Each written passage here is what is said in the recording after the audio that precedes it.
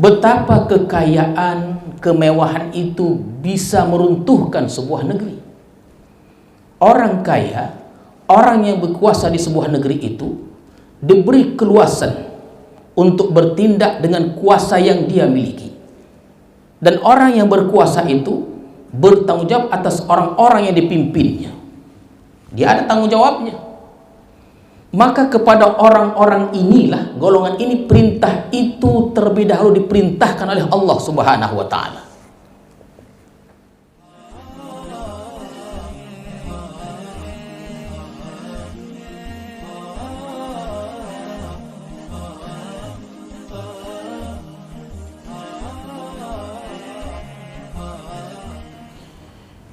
Bismillahirrahmanirrahim. Assalamualaikum warahmatullahi wabarakatuh.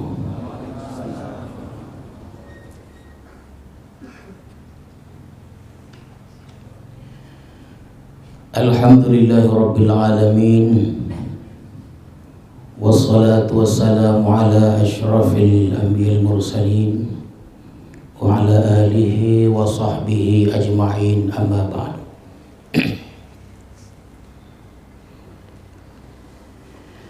Tuan-tuan para khalifah, para salikin, hadirin hadirat, serta para tetamu sekalian, alhamdulillah, marilah kita bersyukur kepada Allah Subhanahu wa ta'ala yang telah melimpahkan rahmat dan hidayahnya kepada kita semua, sehingga pada malam hari ini kita dapat bertemu kembali untuk meneruskan pengajian tafsir kita. Kemudian selawat dan salam kita sampaikan kepada Rasulullah sallallahu alaihi wasallam beserta keluarga, para sahabat dan para pengikut-pengikut beliau. Mudah-mudahan kita mendapat syafaat Rasulullah di hari kemudian nanti. Amin ya rabbal alamin.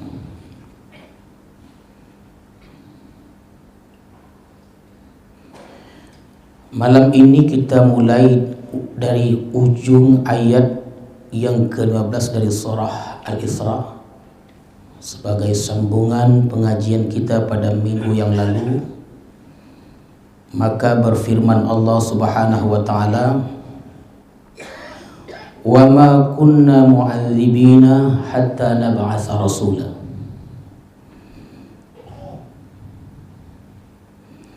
Dan tidaklah kami mengazab sehingga kami mengutus seorang rasul. Begitulah lebih kurang terjemahannya. Dan tidaklah kami mengazab sehingga kami mengutus seorang rasul. Wa ma kunna mu'adzibina hatta nab'atsa rasula.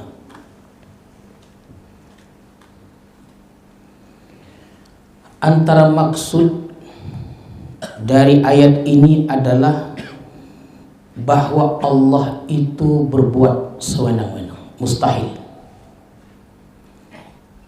Allah tidak mungkin berbuat sewenang-wenang, tuan-tuan sekalian.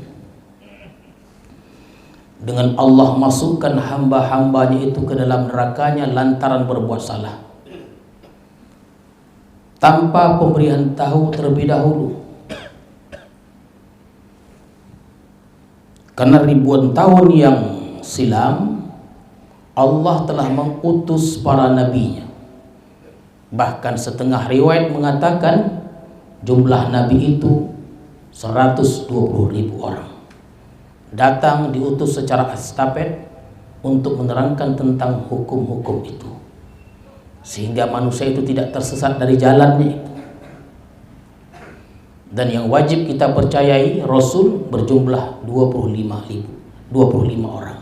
Yang terakhir Rasulullah sallallahu alaihi wasallam. Jadi diutuslah para nabi dan yang 25 orang itu untuk mengajarkan hukum hakam. Diberitahu terlebih dahulu, diajarkan kepada setiap orang itu, kalau mereka berbuat salah, itu sudah terlebih dahulu diberitahu bahwa ancaman adalah neraka. Dan kita sudah sebutkan bahwa adanya neraka itu bukan karena Allah marah, bukan dendamnya Allah, tapi Allah munculkan neraka karena cintanya Allah kepada hamba-hambanya itu. Sebab cinta itulah muncul neraka, bukan karena marah dan dendamnya Allah itu.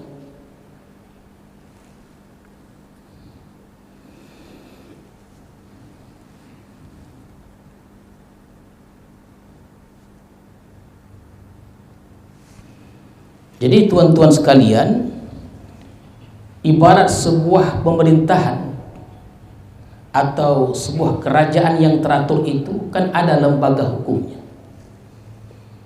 Dengan undang-undang itulah diberitahu kepada masyarakat jangan melanggar. Kalau dilanggar ada akibatnya. Jadi jauh sebelumnya Allah sudah beritahu itu. Maka kata Allah, "Wa ma kunna mu'adzibina hatta nab'atsa rasula." Dan Syekh Abdullah Brokan, tuan-tuan sekalian, di zaman itu kan Besilam ini dia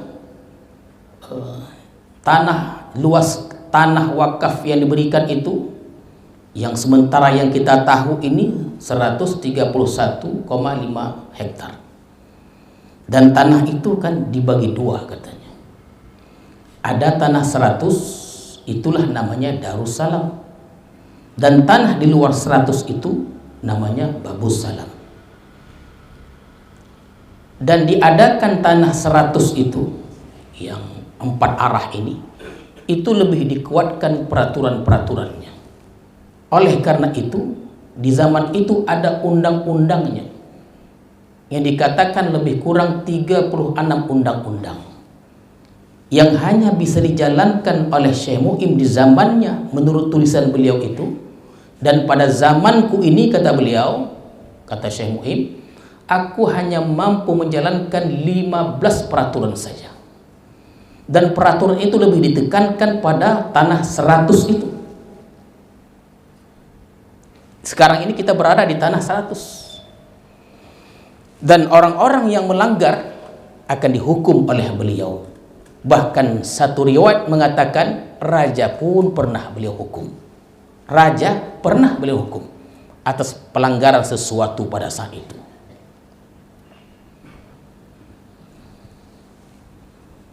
Nah, jadi kita tinjaulah peraturan-peraturan itu yang rasanya dan mungkin satu kepastian kalau kita terapkan peraturan-peraturan itu, tuan-tuan sekalian, maka bertambah barakahlah bumi Besilam ini. Bertambah barakah dia. Maka Allah akan limpahkan rezeki itu. Allah datangkan dari atas maupun dari bawah. Maka kita tidak berlebihan kalau kita ucapkan terima kasih kepada para orang-orang suluk, baik yang dari Besilam ataupun yang dari luar. Karena amalan Syekh Brokan sejak tahun 1883 itu belum pernah berhenti lagi. Apa di antara amalannya? Amalan bertuajuh itu menjadikan bumi tempat bertuajuh itu diberkati Allah Subhanahu wa taala. Maka banyak-banyaklah berbuat baik pada orang suluk. Berterima kasih kita. Karena amalan itu tidak putus dia. Yang dibaca orang suluk itu selain secara individu maupun kolektif berjamaah di tuajuh itu, bacaan-bacaan yang luar biasa. Bahkan kata setengah ulama-ulama tasawuf, amalan-amalan di tuajuh dan di batu khatam itu dikabulkan Allah hajatnya kurang dari 5 hari saja.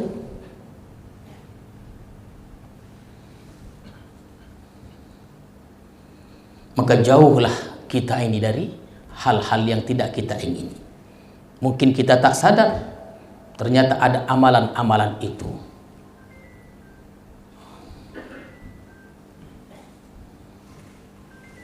Baik tuan-tuan sekalian, jadi ketika Allah berfirman, "Wa ma kunna mu'adzibina hatta nab'atsa rasula," dan tidaklah kami azab sehingga kami mengutus seorang rasul. Begitulah Allah mengaturnya. Dijelaskan dulu diterangkan dulu dengan secara detail. Kalau ada yang melanggar dan dia sudah tahu, maka Allah berikan hukuman. Hukuman itu bukan karena marah dan jadi dendamnya Allah, tapi karena sayangnya Allah kepada hamba-hambanya. Begitulah kata orang sufi.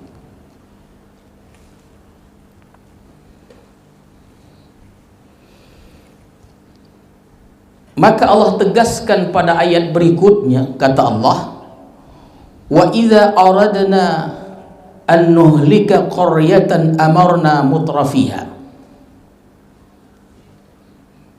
Dan apabila kami ingin hendak membinasakan sebuah negeri, qaryatan, sebuah negeri, sebuah kampung, sebuah kota, amarna mutrafiha, maka kami perintahkan orang-orang yang kaya, yang berkuasa pada negeri itu. Jadi tuan-tuan sekalian, maksudnya seperti ini. Betapa kekayaan, kemewahan itu bisa meruntuhkan sebuah negeri. Orang kaya, orang yang berkuasa di sebuah negeri itu diberi keluasan untuk bertindak dengan kuasa yang dia miliki. Dan orang yang berkuasa itu bertanggung jawab atas orang-orang yang dipimpinnya. Dia ada tanggung jawabnya. Maka kepada orang-orang inilah, golongan ini, perintah itu terlebih dahulu diperintahkan oleh Allah Subhanahu wa ta'ala. Kata Allah, kami tidak mengazab sebuah negeri sehingga kami utus seorang Rasul. Datanglah Rasul dengan membawa undang-undang. Dan undang-undang yang akan diterapkan itu diperintahkan untuk pertama kali didahulukan kepada orang-orang yang berkuasa itu. Oh, inilah payahnya tuan-tuan sekalian. Rupanya perintah itu terlebih dahulu diperintahkan kepada mutrafiha, orang-orang yang ada kuasa di sebuah negeri itu. Kepada mereka lah diperintahkan itu. Macam mana agaknya kalau perintah itu ditujukan kepada orang yang berkuasa, orang yang kaya, dan lain-lainnya. Terkadang orang yang ada kuasa, yang ada harta, menyeleweng. Dia akan, kata Allah Subhanahu wa ta'ala dalam ayat ini, fafasaku fiha. Mereka ingkar, mereka tak mau ikuti peraturan-peraturan itu. Kenapa? Karena mereka merasa memiliki segalanya. Dan tidak pantas mereka mengikuti aturan-aturan itu. Aturan itu hanya pantas untuk orang-orang awam saja. Begitu cara Allah itu ingin menghancurkan sebuah negeri. Diperintahkannya orang-orang hebat itu dulu. Makanya tuan-tuan sekalian, dari setiap zaman dan segala zaman, dari zaman Nabi Nuh hingga zaman Nabi Muhammad SAW, yang payah-payah itu adalah orang yang kaya-kaya. Payah betul. Di zaman Nabi Nuh, ya di segala zaman, apa bedanya kami dengan engkau nih? Bahkan yang patut menjadi nabi itu bukan engkau, kami. Kenapa? Kami yang mencukupi syarat-syarat itu. Kami kaya, kami berkuasa, ada pengaruh, patut kami menjadi nabi. Sekarang engkau tak ada yang bisa dihandalkan. Jadi kami tak patut, tidak pantas untuk mengikuti aturan-aturan itu. Terkadang bahkan mereka tidak mau duduk pun dengan orang-orang awam itu. Karena menurut mereka tak pantas, tidak patut mereka itu duduk seimbang, setara dengan mereka.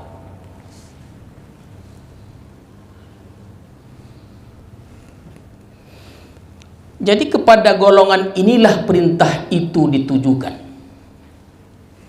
Kata Allah, oh, kita akui juga jadi orang kaya itu banyak. Karena kalau kita jadi orang kaya, tuan-tuan sekalian, khawatir kita muncul kesombongan itu, muncul keegoan itu. Apalagi kita merasa kaya yang kita miliki itu karena jerih payah kita, karena kepandaian kita. Bukan begitu, salah dia.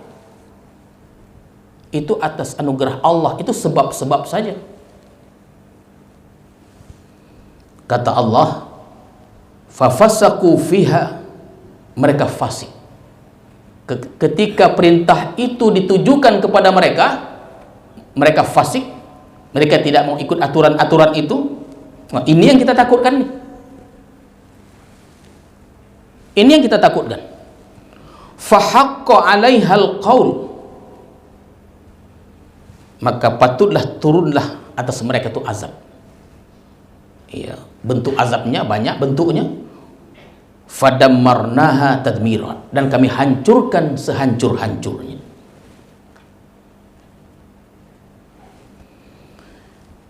Tadi sudah saya sebutkan bahwa tuan-tuan sekalian, kita ingin menjelaskan, kita ingin mengingatkan bahwa dulu bersilam itu kan berkahnya luar biasa itu. Dan kita tidak ada di zaman itu. Kita mendengar cerita-cerita dari orang-orang tua kita. Ada kan tak berkah orang beramal di setiap sudut. Dulu pun sebelum sebelum azan subuh berkumandang, pintu-pintu, maksudnya jendela-jendela sudah terbuka. Kita mendengar itu. Orang-orang yang ada dalam rumah itu membaca Quran, membaca selawat dan lain-lainnya. Belum lagi amalan-amalan Syekh Brokan yang diterapkan di madrasah ini. Yang tuajuhnya, yang baca yasinnya, yang ratib malam selasanya, yang ada maulidnya, yang ada Isra Mi'rajnya, dan lain-lainnya. Jangan kita sangka amalan-amalan itu tidak mendatangkan keberkahan di kampung ini. Pasti ada. Maka segelintir oranglah yang tampil ke hadapan untuk melestarikan amalan-amalan itu. Maka tidaklah berlebihan, patut kita berterima kasih kepada mereka itu. Oh, kita sibuk, asal ditanya sibuk, tanggung sibuk enggak? Ada maulid Nabi. Ketika tuan-tuan sekalian, saya berjumpa dengan As-Said Ahmad bin Muhammad Alawi Al-Maliki Al-Abbas di Ruzaifah, Mekah. Dan saya diberi kesempatan untuk bicara di hadapan mereka di Mekah itu. Saya katakan itu, bahwa mereka punya tradisi di sana itu. Tradisi mereka itu di Yaman, di Mekah itu, walaupun tidak satu haluan dengan pemerintahan Arab Saudi pada saat itu, tapi mereka diberi kebebasan. Jadi waktu kita sembahyang, sebelum sembahyang, setelah sembahyang itu mereka berselawat, memuji Allah, memuji Rasulullah. Tapi ada gondangnya, ini tak bolehlah, suara saja. Saya berikan respon bahwa di Besilam juga, tuan-tuan sekalian, kami punya tradisi seperti ini. Cuman kitab yang kami gunakan itu kitab Barzanji, menceritakan tentang seluk-beluk dan silsilah Rasulullah Sallallahu Alaihi Wasallam. Dan mereka faham Barzanji itu. Dan di Besilam ini maulid itu diadakan 11 kali, kecuali Ramadan. Sekali besar, 10 kali yang kecil-kecil. Artinya setiap tanggal 12 bulan dari bulan tahun Hijriah itu. Itu memberikan fawaid, manafik, manfaat yang begitu banyaknya. Terima kasih jugalah kita kepada individu-individu yang begitu istiqamah dari dulu sehingga sekarang tampil untuk melestarikan amalan-amalan itu. Berkahlah kampung tadi ini. Yang tak pernah datang tuh ikutlah merasakan keberkahan itu.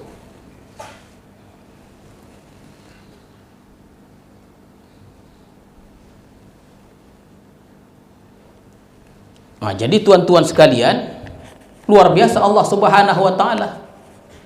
Jadi ketika Allah, begitulah cara Allah. Allah perintahkan perintah itu kepada golongan ini. Payah mereka. Sekarang ini kita melihat betapa hukum itu kita pun tak mengerti, tak mengerti kita. Sudah di luar sistem semuanya. Kita dengar berita, kita dengar cerita orang tentang hal-hal yang berlaku di luar saja. Takut kita, tuan-tuan sekalian, dengan keadaan sekarang ini. Dan Allah perjelas, kata Allah tadi, fadammarnaha tadmira, dan kami hancurkan dengan sehancur-hancurnya. Dan ini kan pelajaran untuk kita semuanya. Allah sebutkan wa kam ahlakna minal qurun min ba'di Nuh. Udah berapa banyak kami binasakan, kami hancurkan dulu tuh. Abad-abad ini dulu. Kaum-kaum yang terdahulu setelah min ba'di Nuh, dari setelah Nuh itu. Di zaman Nabi Nuh pun tak ada sisanya lagi. Nuh itulah generasinya. Kaum Nabi Nuh itu kan kaum Arab purbakala, habis semuanya. Ad dan Samud habis juga semuanya. Kenapa? Karena ketika datang perintah itu kepada mereka, mereka ingkar, mereka fasik. Maka Allah hancurkan mereka sehancur-hancurnya, tak ada sisanya lagi. Habis semuanya.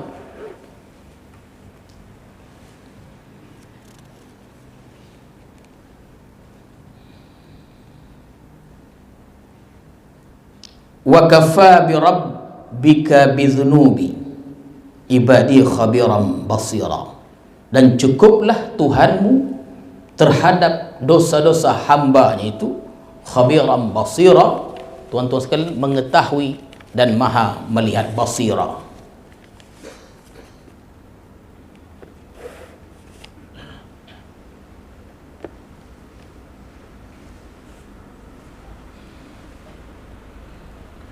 Dari zaman itu dikatakan dari zaman Nabi Nuh.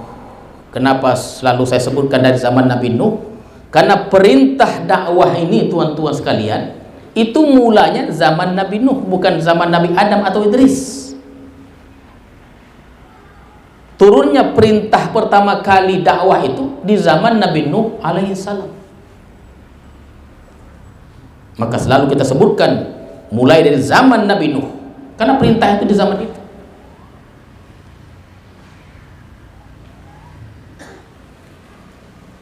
Ketika aturan-aturan ini, tuan-tuan sekalian, untuk supaya lebih jelasnya, peringatan ini diberikan kepada penduduk Mekah.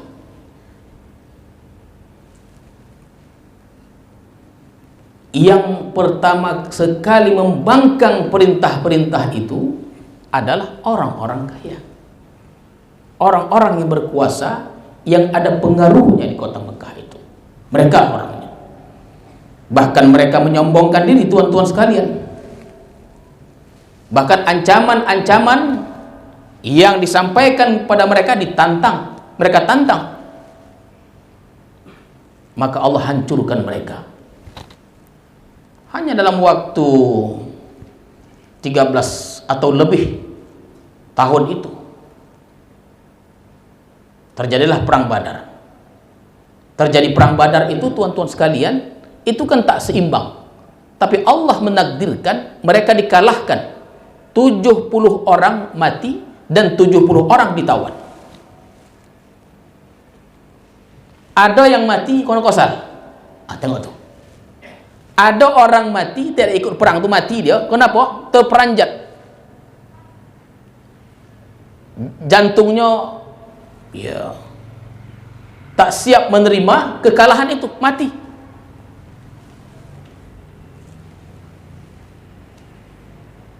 Begitulah cara Allah, di antara bentuk cara Allah membinasakan kaum itu.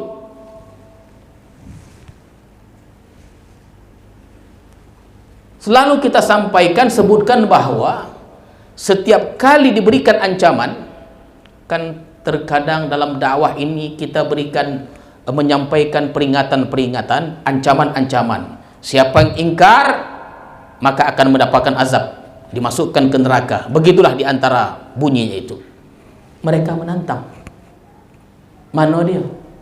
Mana dia azab tuh? Coba engkau datangkan, engkau mohonkan kepada Tuhanmu untuk segera mendatangkan azab itu. Maka itulah makna dari firman Allah, man kana yuridul ajilah. Apa artinya? Arti yang agak mudah dia, man kana yuridul ajilah, barang siapa yang ingin cepat. Begitulah dia. Dunia lah maksudnya, ingin cepat. Dikatakan seperti ini, mana dia azab tuh? Copeklah, datangkan dia. Kami sudah tidak sabar, kan menantang namanya itu. Dan terkadang di zaman modern seperti ini, kita pun berjumpa dengan orang-orang seperti ini. Usah bertindak lagi, adukan saja kepada Allah, biarlah Allah yang bertindak. Kalau kita bertindak, habis kita. Maka kata Allah, man kana yuridul ajilah, barang siapa yang mau cepat. Yang minta-minta copet tadi itulah. Oh, hati-hati tuan-tuan sekalian. Ajjalna lahu fiha ma nasya. Maka kami cepatkan baginya apa yang kami kehendaki, kata Allah.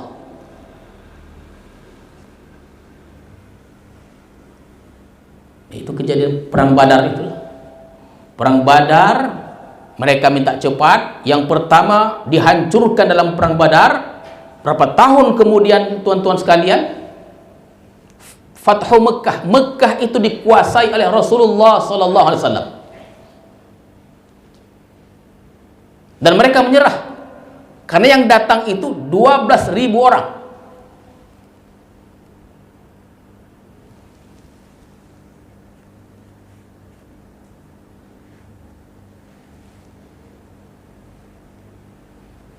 Oh, ramai itu tuan. 12.000 orang tuh. Ramai itu. Bersilam aja tak sampai 12.000 orang.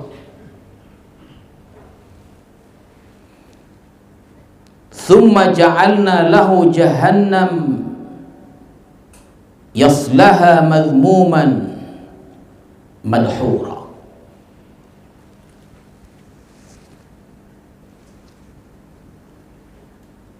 Kemudian kami jadikan baginya jahannam, ya, tempat yang dia masuk itu dalam keadaan madhmuman, terhina, madhura, terusir, seakan-akan terusir dia dari dunia ini.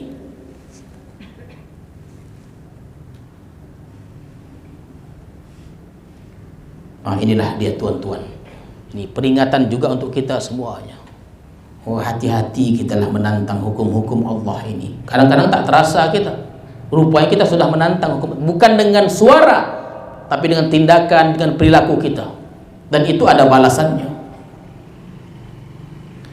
Kata Allah pula, wa man arada al-akhirata wa sa'a laha sa'yaha wa huwa mu'min. Dan barang siapa yang menginginkan akhirah. Tadi ajilah itu kan boleh kita terjemahkan juga dunia. Barang siapa ingin dunia, ya sekarang ini kan cepat itu. Kami berikan, kami cepatkan dia. Tapi barang siapa yang ingin akhirat, ya, bukan ingin saja, kata Allah, wa sa'a laha sa'yaha, dan dia ada usahanya. Terkadang kita terlupa ingin masuk surga, tapi syarat-syarat untuk masuk surga itu lupa aja gitu.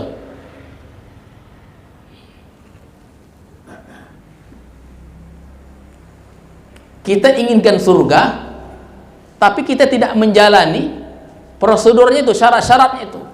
Maka kata Allah, wa man aradal akhirah, barang siapa yang inginkan akhirat, surga itu, wasa'a laha sa'yaha, dan dia berusaha untuk itu dengan sungguh-sungguh, kata Allah, wa huwa mu'min. Ini penekanannya, dan dia mukmin, beriman, faulaika kana sa'yuhum mashkura.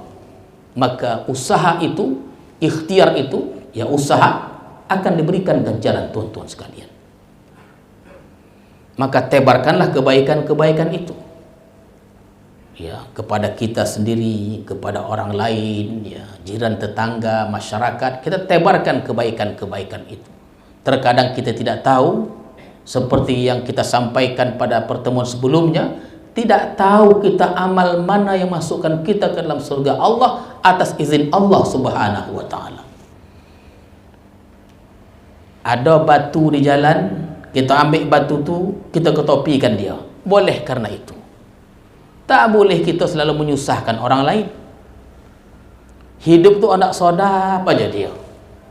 Tak bisa begitu.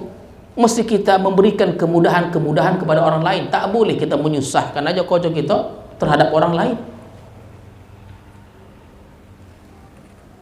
Tak boleh kita menyusahkan orang lain. Hidup tu tak sodap saja, tak sonang saja.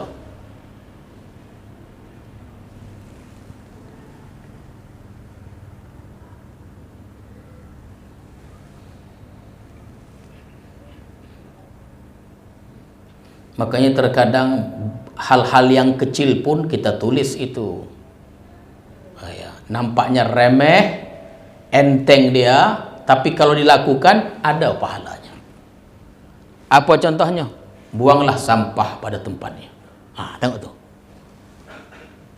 Sampah yang ada tempat ini tumpahannya. Tengok tuh. Buanglah sampah pada tempatnya. Itu kalau kita ke Singapura, ke Jepun, Jepang, payah itu. Saya pernah tuan-tuan bertemu dengan beberapa orang pelajar belajar di Jepang dalam kereta api itu. Orang pulang mereka. Saya tanya dari mana? Oh, dari sana nih. Mereka menuturkan bahwa di Jepang katanya di kamar mandi itu bisa tidur. Kita jangan buat begitu. Di kamar mandi itu bisa tidur.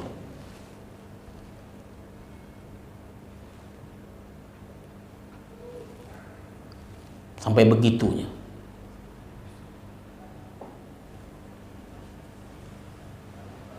Teringat pula kita sistem kurban kita contohnya yang baru dilaksanakan tuh.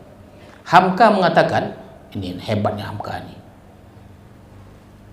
Sembelihan orang barat tuh bersih, tapi tidak sah. Kata begitu. Sembelihan orang kita ini tak bersih, tapi sah. Diceritakan Hamka itulah dimulai dari menurunkan lembu itu dari gerobak itu. Bukan main payahnya itu. Karena ada juga kawan-kawan kita itu yang kerjanya, kojonya di Australia itu menyembelih aja kojonya. Tuan-tuan, ada kawan-kawan kita tuh kerjanya sekali-sekali datang ke Australia, bukan waktu kurban, hari-hari normal kerjanya menyembelih saja, menyembelih lembu tuh. Dapat duit, gaji bosah, dah balik seminggu sebulan balik, nanti kemudian datang lagi menyembelih saja kerjanya di sana untuk menjaga kehalalan sembelihan tadi itu. Di Eropa memang canggih-canggih, tapi memang tak halal lah dia, kata Hamka. Di kita begitulah gayanya, tapi halal. Dipadukan dan dikombinasikan, kata Hamka tadi. Kalau kita tengok cara kita menurunkan lembu dari gerobak tu, kesian gitu. Bisa patah kakinya tu. Belum lagi membengkangnya. Dan peringatan juga untuk kita, kalau lembu ini dia sudah disembelih, sembelih. Kan lubang itu mau digunakan untuk lembu yang akan disembelih itu. Tunggu dulu, jangan tai-tai aja. Terkadang kita tarik lembu yang masih hidup tuh. Lembu itu sudah disembelih, tapi dia masih hidup. Digeser, ditarik dia untuk dipindahkan supaya masuk lembu yang akan disembelih. Di situ pula kelebihan orang-orang Eropa nih. Kita berangsur-angsur mencoba macam gitu dia. Ya, supaya nampak dia lebih teratur, ya.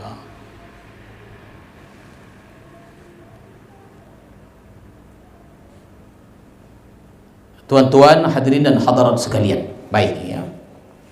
Jadi kata Allah, "Wa man aradal akhirata wa sa'alaha sa'yaha wa huwa mu'min faulaika kana sa'yuhum mashkura." Diganjar, diberi ganjaran perbuatan-perbuatan baik tadi.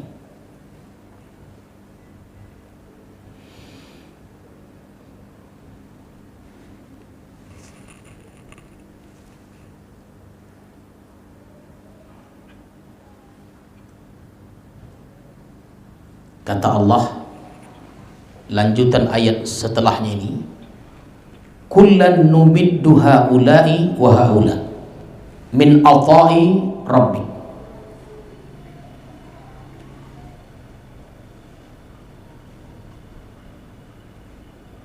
Tadi dijelaskan orang yang inginkan dunia dan ada orang yang inginkan akhirat.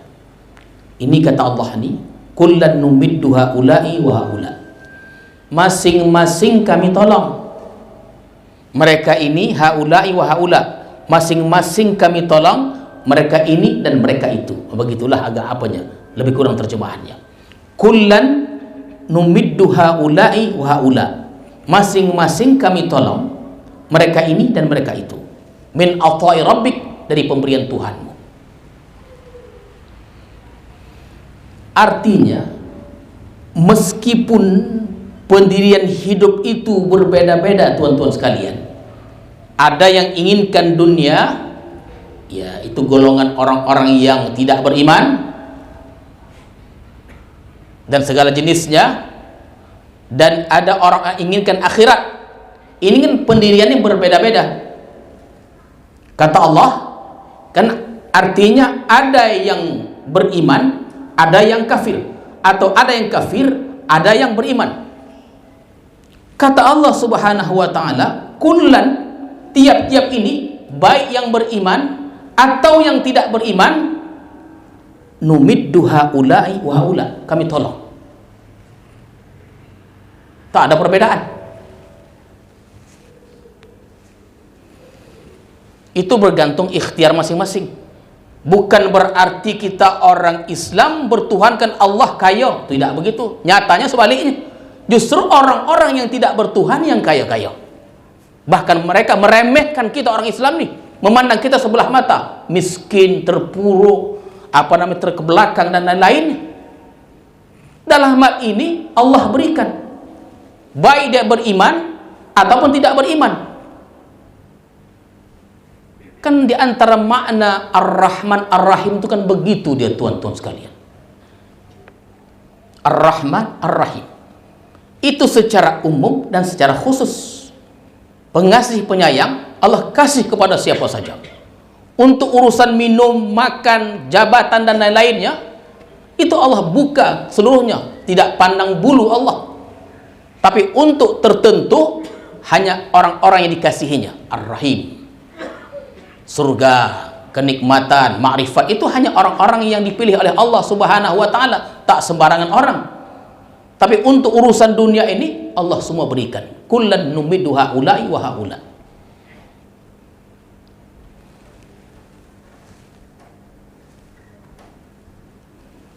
Maka seorang ulama pernah berkata ketika dia menjelajah negara Eropa itu, maka tahulah dia bahwa Islam itu ada di sana.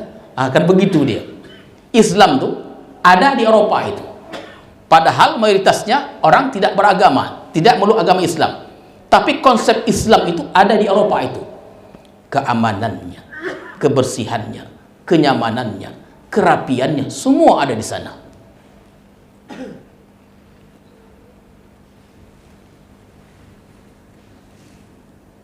Semua ada di sana. Islam itu begitu sebetulnya, kata beliau Sayyid Qutb.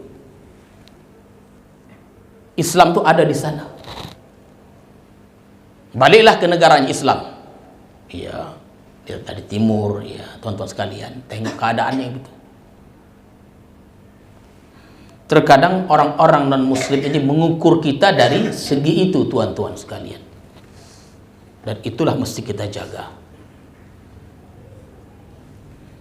Ya alhamdulillah kita ini ada aturan-aturannya. Itu Cordova itu tentuan. Ketika ditaklukkan oleh Persatuan Kristen Cordova Spanyol itu, kan itu orang-orang Islam kan mau ditangkap itu, ditangkap. Jadi macam mana ini kata Hamka, macam mana membedakan orang Islam dan bukan Islam? Upo sama di Spanyol kan, di Spanyol Islam pernah berkuasa, tapi ketika jatuhnya itu sengsara, ditangkap, dibunuh. Jadi macam mana membedakan mana Islam dan bukan Islam? Membedakannya bau. Punya Islam wangi-wangi punya. Begitulah dia. Ada kan tak wangi berseri, selalu istinja dia. Berwudu. Orang yang berwudu itu dia ada tanda-tandanya. Itu mudah rupanya orang Kristen ini menandakan mana Islam dan bukan Islam. Dari segi itu.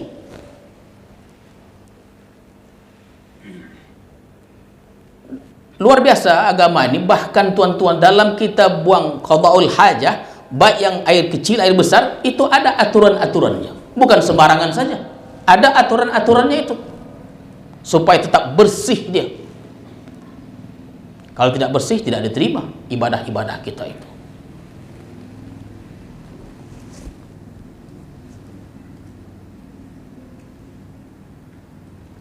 Itulah di antara makna kullan numiddu haula'i wa haula min ata'i rabbik wa ma kana ata'u rabbik mahzura, dan tidak adalah pemberian Tuhanmu yang terhormat.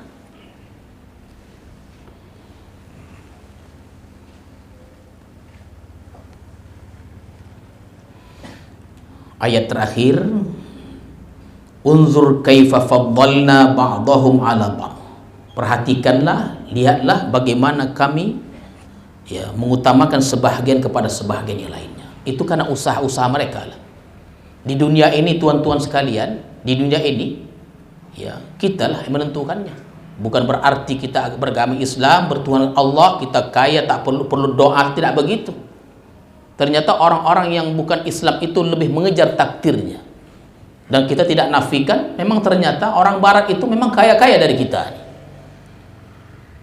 Tapi untuk menyodapkan hati, kan kita kalau mendengar tuh mereka lebih kaya, karena mereka berusaha. Kepintaran, kepandaian, kecerdasan berbeda juga. Kemampuan dan lain berbeda juga. Itu yang menyebabkan perbedaan-perbedaan itu muncul.